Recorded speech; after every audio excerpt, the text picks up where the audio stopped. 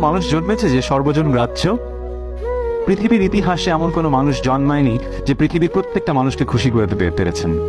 আপনি পৃথিবীর প্রত্যেকটা মানুষকে খুশি করতে পারবেন না। আপনি নিজের ট্রু কলিং নিয়ে এগোতে থাকবেন। কিছু মানুষ যারা আপনাকে জেনুইনলি ভালোবাসে তাদের জন্য কাজ করবেন, তারা আপনাকে ভালোবাসবে, এতটুকুই এনাফ। সেটা যেই কাজই করেন।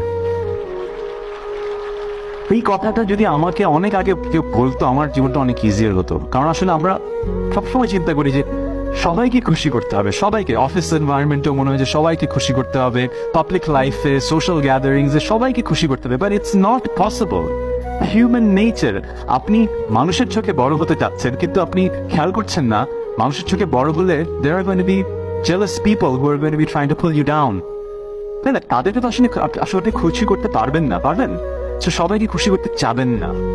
শুধু জেনুইনলি নিজে এবং নিজের আশেপাশের ভালোবাসার মানুষগুলোর খুশির কথা চিন্তা করে